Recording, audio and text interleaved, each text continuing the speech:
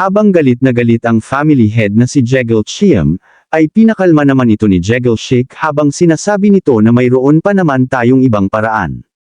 At nagtanong naman si Jegel Chiam na kung anong paraan naman. At sinabi ni Jegel Sheik na aagawin natin ang disciple ni Elder Taeyang, at nagtataka namang nagtanong si Jegel Chiam na anong ibig mong sabihin na aagawin natin ang disciple. At sumagot naman si Jegel Sheik na oo, habang may ngiting kontrabida ang hangal ay sinasabi nito na, hayaan natin na guluhin ang loyalty ng batang iyon. Sa ibang lokasyon naman kung saan naroon ang ating bida, sa isang maliit na bahay ay makikita natin ang ating bida na nagme-meditate, nang bigla na lang may tumawag sa kanya sa labas kung may tao ba sa loob, at dugtong pa ng taong tumatawag sa ating bida na kung maaari ay gustong makipagkita ni Jegel Sheik sa iyo saglit, at kinumpirma naman ito ng ating bida na kung siya ba ang gustong makita ng taong iyon. At tumugon naman ang lalaki sa labas na oo, at sinabi rin niya na gusto kanyang i-meet ng mag-isa. At napaisip naman ang ating bida kung bakit siya gustong makita ng siya lang mag-isa.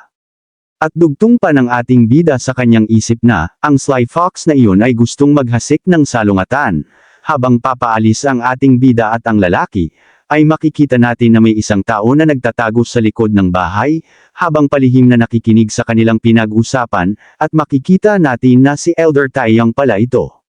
Habang naiinis niyang sinabi sa kanyang isip na ang Jegel family, ang mga tusong fox na iyon ay gumawa na ng galaw. Makalipas ang ilang sandali ay nakarating na ang ating bida sa bahay ni Jegel Sheik na agad namang pinapasok ang ating bida. At makikita natin na nagtanong si Kang Chian kay Jegel Sheik na kung bakit siya ipinatawag kahit gabing-gabi na.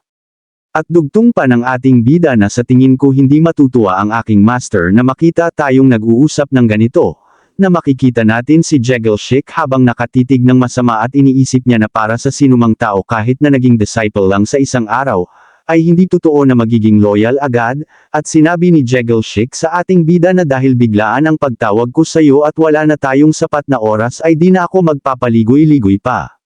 Na sa halip na magsanay ka sa ilalim ni Taeyang, bakit hindi ka nalang sumali sa aming Jegel family?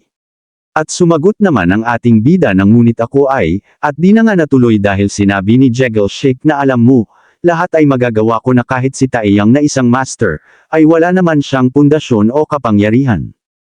Ibig sabihin lang, kahit pa maging disciple ka niya, ay walang sino man sa martial world ang makakakilala sa'yo.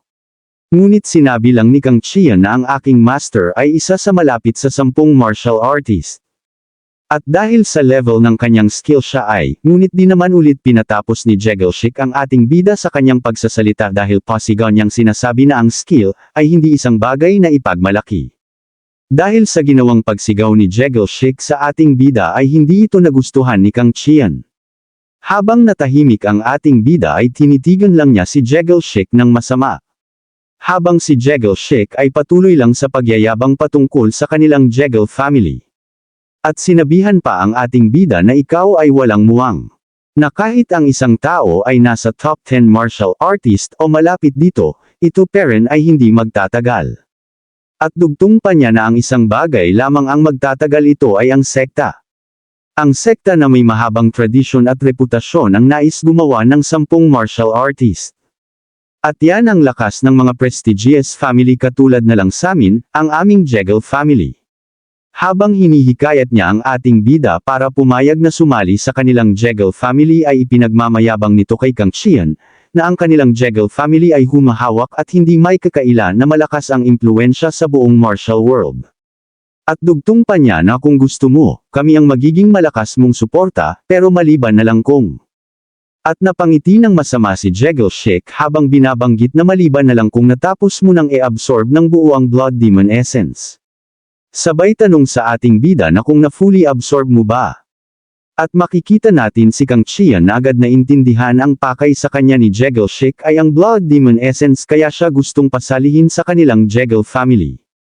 Habang pasimpleng tinanong ng ating bida si Jegel Sheik, na kung ang Jegel family ba ay may paraan na gawin iyon.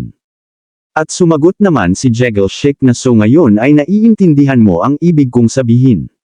At ipinaliwanag na nga ni Jegel Sheik na ang Blood Demon Essence ay nilikha ng demonic cult sa panahon ng The Great War of Justice, ang Martial Alliance ay nasakop ang demonic cult, at dahil sa nasakop na nila ang demonic cult ay naghanap sila ng paraan upang gumawa ng blood demon essence at ang secret technique upang ma-dissolve ito, at ang technique na iyon ay na-secure ng aming Jekyll family. Nang biglang natigil ang kanilang pag-uusap dahil bigla na lang may ingay silang narinig, at napalingon ang dalawa sa bantay ni Jekyll Shake, habang nakatayo naman si Elder Taeyang sa tapat ng bantay habang namimilipit sa sakit. At sinabi ni Elder Taeyang na napaka-interesting na kwento. Habang si Jekyll Shake naman ay nagulat sa biglaang pagsulpot ni Elder Taeyang habang may takot sa kanyang boses na binabanggit ang pangalan ng Elder. At seryusong nagtanong si Elder Taeyang kay Jekyll Shake na ang Jekyll family ba ay mayroong teknik upang maabsorb ang blood demon essence. Habang si Jekyll Shake naman ay nanginginig sa takot habang itinatanggi ang kanyang mga sinabi.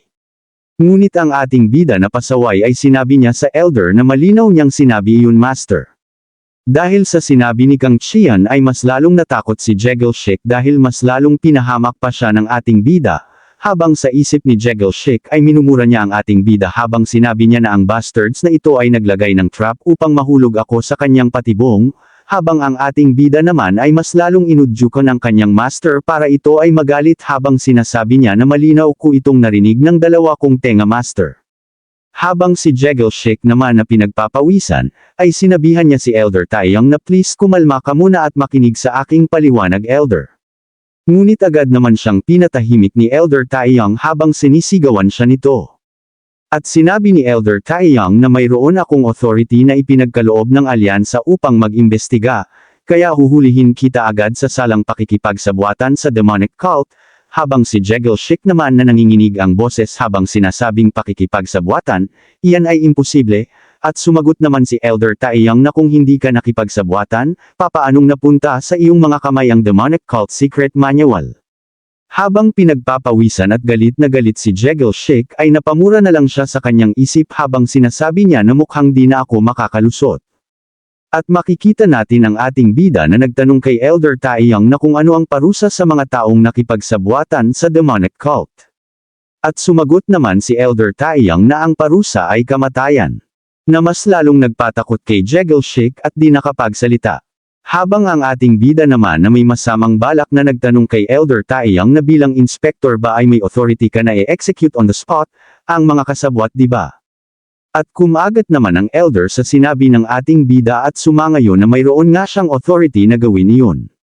At sinabi ng ating bida na di ba narinig mo rin sa labas, na hindi lang ang pakikipagsabwatan ang ginawa niya sa demonic cult, kundi pati nagtangka rin siyang ipitinako sa pagitan ko at ng master sa mapanlinlang niyang dila. At dugtong pa ng ating bida habang sinasabi niya kay Elder Taeyang na sa tingin ko ay karapat-dapat lang na ma-execute ang taong ito ng mabilis upang wala nang maging banta sa hinaharap. At makikita natin si Jekyll Shake na galit habang sinasabi niya sa kanyang isip na papaanong nagawa akong i-push ng mga ito sa corner, at dugtong pa niya habang nakatitig sa ating bida at kay Elder Taeyang na ini-expect ba ng mga ito na lumuhad ako at magmakaawa na parang isang aso. At makikita natin si Kang Qian na naglakad papunta kay Jekyll Shake habang sinasabi niya na ako na ang gagawa ng pag-e-execute para sa aking master. Habang nagulat na lang si Elder Taeyang sa sinabi ng ating bida, at dugtong pa niya sa kanyang isip habang pinagpapawisan na ito na ba ang plano, na sinasabi niya kanina. Habang si Jekyll Shake naman ay takot na takot at di nakapagsalita habang nakatitig sa ating bida. At dahil sa paglapit ng ating bida ay pasigaw niyang sinabi na ang lakas naman ng loob mo. Tingin mo ba kaya mong ilagay ang madumi mong mga kamay sakin? At dugtong pa niya na ako si Jekyll Shake ang eldest son ng Jekyll family at ang magiging future head. At di na nga niya natuloy ang kanyang sinasabi dahil bigla na lang tinamaan ng suntok ni Satanas ang pagmumukha ni Jekyll Shake at dahil sa lakas ng ating bida ay bumaon ang kanyang kamay sa mukha nito, na agad namang ikinamatay ni Jekyll Shake, habang si Elder Taeyang naman ay napanganga na lang na pinagpapawisan, at di makapaniwala sa ginawa ni Kang Qian. At makikita natin ang maraming dugo na nagkalat at si Jekyll Shake na nakaluhod at wala ng buhay, habang nagtatanong si Elder Taeyang sa ating bida nang may panginginig sa kanyang boses na talaga bang pinatay mo si Jekyll Shake. Ngunit ang ating bida na walang pakialam ay sinabi lang niya na hindi man lang nagawang madepensahan ang ganoong level ng atake, at dugtong pa ng ating bida na sa tingin ko ay hindi siya karapat-dapat na maging tagapagmana ng Jekyll family. Sa mga sinabi ng ating bida ay mas lalong natakot si Elder Taeyang habang sinasabi niya na hindi mo dapat siya agad pinatay, dahil hindi pa natin nakuha ang gusto nating impormasyon na dapat nating makuha. Ngunit agad naman na sinabi ni Kang Qian na sinabihan na kita na agad nating tanggalin ang anumang magiging banta sa hinaharap. At dugtong pa ng ating bida na kung hinayaan nating siyang mabuhay, sino ang makakaalam kung kailan tayo sasaksakin patalikod ng tusong bastard na yan. At sumagot naman si Elder Taeyang at sinabing kahit na, nasa iyo ang pagpatay sa eldest son ng Jegal family, paano mo naman ito maaayos ang ganitong gulo? At sumagot naman si Kang Qian habang tinatanong niya si Elder Taeyang na kung natatakot ka ba sa Jegal family. At makikita natin si Elder Taeyang na naiinis habang sinasabi niya sa ating bida na paano mo naman nasasabi yan. Habang halata naman na bakas ang takot sa mukha ng Elder. At sinabi naman ni Kang Qian na itong taong ito, at ang Jegal family na may prestihiyusong pangalan, ngunit iyon ay pangalan lamang, kung saan nandito ang kanilang lakas, at maaaring ito rin ang kanilang kahinaan. At agad naman itong naunawaan ni Elder Taeyang at tiningnan naman siya ng ating bida habang sinasabi niya na ngayon ay naiintindihan mo na. At sumagot naman ng oo si Elder Taeyang habang sinasabi niya sa ating bida na so ngayon hindi lang si Jegal Sheik ang gusto mong e-frame kundi pati ang buong Jegal family sa pakikipagsabwatan sa demonic cult. At sumagot naman si Kang Qian na exactly, at ngayon ay pagbebentangan natin sila sa pakikipagtulungan sa demonic cult ngunit pati na rin ang sekretong pagmumonopolize ng sekretong pag-absorb ng blood demon essence. Sa palagay mo ano ang mangyayari kung ere-report natin ito sa alyansa?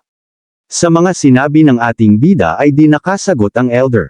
At dugtong pa ni Kang Qian, na kahit ang mga rumor ng kanilang pagkakasangkot ay naisirain ang reputasyon ng kanilang Jegal family, at para sa head ng prestigious family iyon ay marahil ang pinaka-terrifying na senaryo. At sumagot naman si Elder Taeyang na ngunit si Jegal Qian ay nawala ng eldest son, bilang isang ama na nawala ng family future head, ang likas na ugali ng mga ito ay ang una maghangad ng paghihiganti. Ngunit sinabi lang ni Kang Qian na, ngunit iyon ay hinaharap lamang na humawak ng halaga, kung ang Jegal family name naman ay nakapreserba. At dugtong pa ng ating bida na gusto mo bang makipagpustahan, kung ano ang ipaprioritize ni Jegal Qian ang maghiganti sa kanyang eldest son. O ang honor ng kanilang family. At napaisip naman ng Elder, sa mga sinabi ng ating bida. At habang iniisip ito ng Elder ay sinabi ni Kang Qian na gayunpaman, ang old man na iyon ay pupunta dito maya-maya, marahil ito ay mabubulag sa galit. At sa tingin ko ay kailangan mo handle ito ng maayos. At maliban na lamang kung gusto mong makipaglaban sa buong Jegal family. At makikita natin si Elder Taeyang na nanggagalaiti sa galit kay Kang Qian habang sinasabi niya sa kanyang isip na, ikaw ay gumawa ng gulo, at ngayon gusto mo na ako ang maglinis ng mga kalat mo. At makikita natin na may mga taong papalapit, ito pala ay ang family head ng Jegal family na si Jegal Qian kasama ang kanyang mga alip-ores, at makikita natin si Jegal Sheik na wala ng buhay at halos hindi na makilala dahil sa nawasak ang mukha nito. At makikita natin si Jegal Qian na nanginginig habang tinitingnan ang walang buhay na katawan ni Jegal Sheik habang tinatanong niya si Elder Taeyang na, kung ano ang ibig sabihin nito Inspector. At sumagot naman si Elder Taeyang na ito ay isang execution, at makikita natin ang galit sa mukha ni Jegal Qian habang mas lalong nanginginig sa galit, at tinatanong niya na kung anong execution. At dugtong pa niya na kahit ikaw ay isang inspector, ay kailangan mo unahin i-assess ang krimen, at paano ito maging makatwiran. Ngunit sinabi lang ni Elder Taeyang na ang iyong anak ay umamin na nakipagsabwatan sa demonic cult. At nabigla naman si Jegal Qian sa kanyang narinig mula sa Elder. At sinigawan niya si Taeyang, habang pinapatahimik niya ito, at dugtong pa niya na hindi mo lang pinatay ang anak ko, pero ngayon sinusubukan mong idiin ang mga walang basihang akusasyon sa kanya.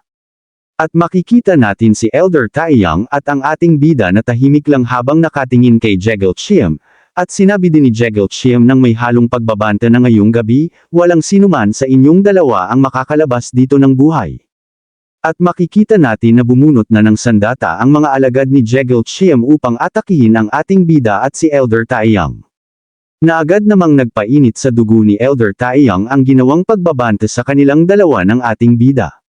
Habang si Jeggle Sheik naman ay inutusan niya ang kanyang alip Oris na sumugod at patayin ang dalawa. Na agad namang sinunod at umatake ang mga hangal, at makikita natin si Elder Taeyong na naglabas ng kanyang internal energy patungo sa kanyang paa upang gamiting pang-atake, habang papalapit ang mga tauhan ni Jeggle Chiem ay agad namang pumadyak si Elder Taeyong upang di makalapit ang mga hangal. Habang nagsisitil-sikan ang malaking tipak ng bato, ay di na nga nakalapit ang mga langgam, at dahil sa malakas na puwersang pinakawala ni Elder Taeyong, ay agad namang nagsiliparan pabalik ang pasugod na mga martial artist.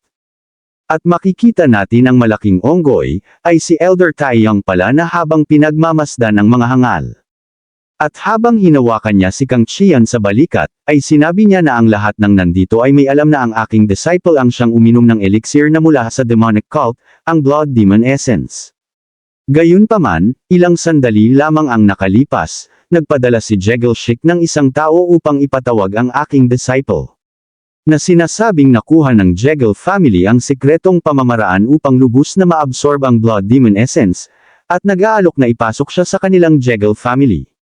At makikita natin si Jeggle Chiem na galit habang pasigaw niyang sinabi na anong mga walang kwenta naman ang pinagsasabi mo. Na makikita natin si Elder Taeyong na tinitingnan ang dalawang kasama ni Jeggle Sheik, at sinabi niya na kayong dalawa ang mga bantay ni Jeggle Sheik, habang ang dalawa naman ay di nakapagsalita na tinitigan lang ang isa't isa.